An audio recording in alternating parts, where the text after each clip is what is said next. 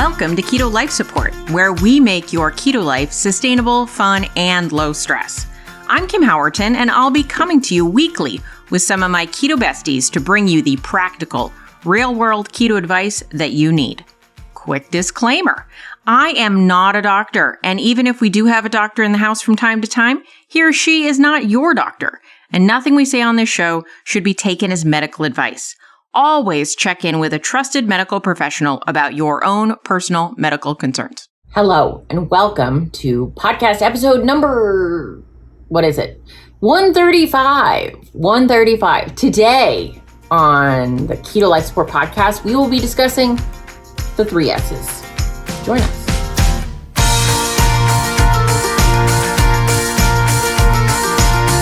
Today we're going to talk about the three very important S's: satiety, satiation, and satisfaction. These 3 S's are critical when you're making any food choices or evaluating the way you eat or things you want to leave in or out of your diet, at least on the regular. So a lot of you have probably heard of satiety. We talk about a high satiety way of eating, a high satiety food, a high satiety per calorie.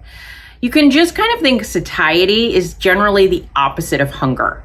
If you are experiencing a high degree of satiety, you're experiencing a low degree of hunger.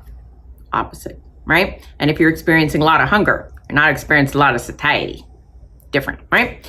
Now, some people will omit satiation from their concept. So sometimes satiety will be in the other spot. So like the 2 S's instead of the 3. But I find it's important to note the difference, because satiation is the feeling of fullness or the feeling of satiation. It's its own word, right? The feeling that you're done eating in a meal. So you started eating a meal, and you know that feeling that comes upon you where you're like, I am less and less hungry, and eventually you reach a point where putting another bite in your mouth would be less good than not putting that bite in your mouth, right? Like, you're full. You don't have to be like stuffed, rolling, unbutton your pants full. That's past satiety. But you're like, I'm not really that interested in eating more, at least from a physiological perspective. That's satiation. You're satiated. Why am I differentiating between these 2 words, satiety and satiation? And it's even hard sometimes because I'll get tripped up. But I think it's important to think about them a little bit differently if you need them to be different. Because some foods, you get a lot of satiation, but you don't have a lot of long-term satiety, right? Like if I drank an enormous protein shake, like a scoop of whey protein, which digests very quickly, and like a ton of ice and water. So it was like just an enormous glass, like so much liquid, right? If I drank that, I would feel a lot of satiation. My stomach would swell, right? From all the volume. My satiation signals would be alerted. They'd be like, no more room here. And then an hour later, I might be hungry again. So I got a lot of satiation from that meal, but not a lot of satiety. I was not given a good runway between that meal ending and the next time I wanted a meal. Now, we all have different levels of when we think our next meal should be. So you're dialing in that, right? If you're like an advanced super athlete who needs to eat 5 times a day for training purposes, this is not my client, so I'm not really talking to my people with this, but that person, they might not want an incredible amount of satiety, right? They want to be hungry again, maybe in 3 hours. But if you're trying to lose weight or maintain weight loss, you might, and when I say might, do want maybe like 4 to 5 hours of that feeling of satiety, that feeling of like, I don't really need to eat yet, until the hunger starts ramping back up again, right? And so you are looking for a blend of high satiation because you want at the end of your meal to feel like, okay, I feel good. I don't feel like eating anymore. Satiation.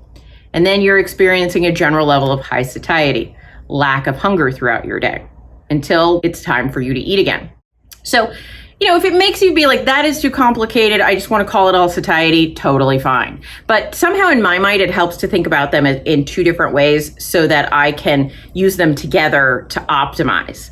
Because some things, like I mentioned, the example of like a big old whey protein shake, it's going to have a lot of short-term satiation, which you could say short-term satiety. I mean, it's totally grammatically correct, I think, or linguistically. But then you're hungry pretty quick afterwards. So then you have to use some extra words. So however you want to do it. But so I'm looking, if I'm trying to lose weight or maintain weight loss, I want to select foods based on how I feel after I eat them. Do I feel by the end of my meal of a size that feels appropriate to me? Do I feel plenty of satiation? Am I like, that was good, I'm full, I don't want to eat anymore? And then am I able to feel satisfied? I keep trying to throw in the third word, hold on. Do I feel that satiety until I want to be hungry again? And do I feel a lot of satisfaction? There we go, now I'm gonna bring it full circle. Satisfaction is a combination of both the physiological, the physical feeling of satiety, and a more emotional or psychological feeling, a feeling of approval, both that you can be in approval of your food choices, that they align appropriately with your goals. Sort of, that's like a personal pride, mental satisfaction thing. And also that your meals are darn tasty, that you're satisfied on a gustatory level, that you feel like, that was really good, and I feel happy and satisfied. Now, we all know that there are some food choices that would make you feel satisfied from a taste perspective, but you don't get any satiety from them really at all. And so while there are no good or bad foods, food is not a moral judgment, there are foods that help you towards your goals and help you away from your goals, right? And so like if one of your goals is to have stable blood sugar, something with a lot of refined sugar in it in one big lump sum, probably not going to help you towards your goals. And so all of these things have to be taken together. I bring this up as an example to say that sometimes iron food rules don't match, because what helps one person's satiety does not help another person's the same way. Foods work differently. We all have a little bit of a different biochemistry. And then over time, they can change. Like once upon a time, high fiber foods just made me feel sick. They didn't make me feel that level of within meal satiation. Now, high fiber foods like lettuce and green vegetables, like an abundance of high volume, high fiber foods, I feel lots of satiation from those, and that helps with my satiety as well. So it can change over time. One person might say, I saw this somebody posted it on Twitter. They said, I can eat like maybe 4 hard-boiled eggs before I cry uncle, but I could eat like 20 scrambled eggs or maybe fried eggs or something, right? Like there's a difference in their satiation from that meal, from how those things were cooked. And it's super interesting, but that does happen, that from one food to another or how you cook it can make a real difference in how your body responds to it from a fullness and satisfaction and satiety perspective. So whenever you're asking yourself, should I eat this food or should I not eat this food? I always say, look at the 3 S's and see what you have room for, because it's going to change over time. If I'm trying to lose weight and eat in a deficit at a certain period of time, it's like, you're playing Tetris with a smaller board. Your choices might need to be a little more efficient. I'm going to need higher satiety. I'm going to need overall through the course of my day, more periods of not hunger.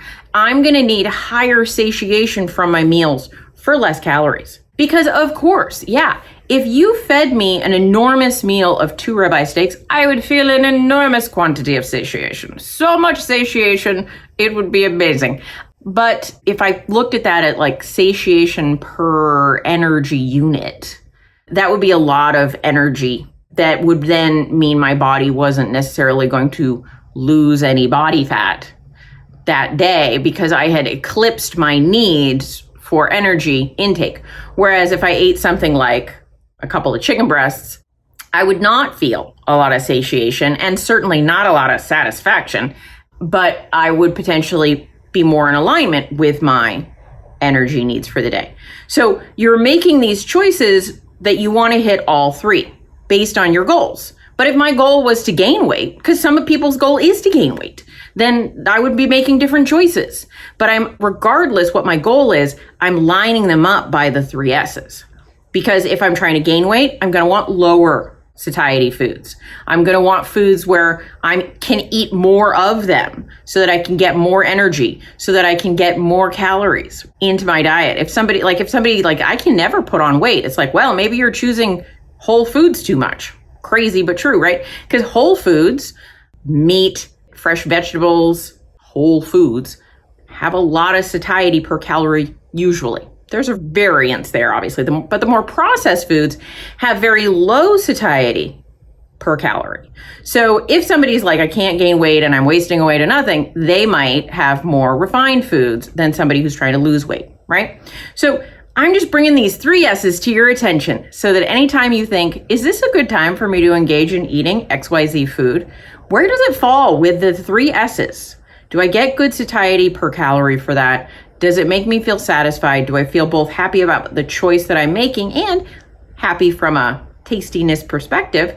And if I take these 3 S's into account, I can confidently make choices about my diet and how I'm eating and how it lines up with my goals. Because once upon a time, I used to just think, oh, I'll just eat less so that I'll lose weight. And then I would eat less, but I would include things in there that weren't extremely satiating. And I was just setting myself up for failure. Because if you have a smaller budget, you need to make better choices. You can't afford to waste any of your budget on things that don't actually help you, right? So if I I have some in the pantry, I don't want to say the brand. Well, I don't know why I want to say the brand. They don't care. But I bought some Quest little peanut butter cups. They're little teeny ones. I have them in the cupboard for cooking. So I was like, oh, I'll put these in a recipe. And I had a few of them and they were delicious and tasty and very nice. They didn't have sugar. They didn't raise my blood sugar. I felt zero additional satiation from eating those. I was not at all full from the 3 that I ate.